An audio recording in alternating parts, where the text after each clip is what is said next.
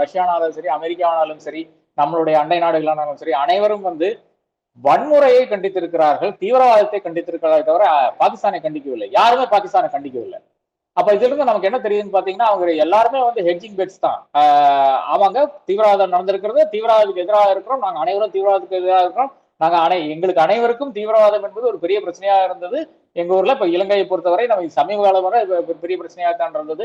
அப்ப அப்படி இருக்கிற நிலையில வந்து யாருமே தீவிரவாதத்துக்கு துணை போக மாட்டார்கள். அது என்ன மிக தெளிவாக யுஎன் செக்யூரிட்டி கவுன்சில் விட வந்திருக்கிறது. இப்போ பாகிஸ்தான் வந்து இப்ப யுஎன் செக்யூரிட்டி கவுன்சில்ல நான் பெர்மனன்ட் மெம்பரா இந்த வருஷம் வந்து சேர்ந்திருக்கிறது. ஒரு வருட காலம் அவருடைய டென்யூரா இருக்கும். அப்ப அதுலதான் பாகிஸ்தான் என்ன பண்ணுச்சுன்னு பாத்தீங்கன்னா, யுஎன் செக்யூரிட்டி கவுன்சிலை வைத்துக்கொண்டு ஒரு விளையாட பார்த்துச்சு. அதுல வந்து செக்யூரிட்டி கவுன்சில் வந்து அதுக்கு வந்து இசைவு தெரிவிக்கவில்லை. அதனால ஒரு ரெசல்யூஷன் அங்க வந்து போட முடியவில்லை. இந்தியா அதுல மெம்பர் கிடையாது. இப்போ யுஎன் செக்யூரிட்டி கவுன்சில்ல வந்து அந்த 5 பெர்மனன்ட் மெம்பர்ஸ், அதுக்கப்புறம் பாக்கி இருக்கிறவங்க வந்து நான் பெர்மனன்ட் மெம்பர்ஸ் என்று கூறுவார்கள். அந்த நான் பெர்மனன்ட் மெம்பர்ஸ்ல ஒரு மெம்பர் வந்து நீங்க இந்த வருஷம் பாகிஸ்தானா இருக்கிறது.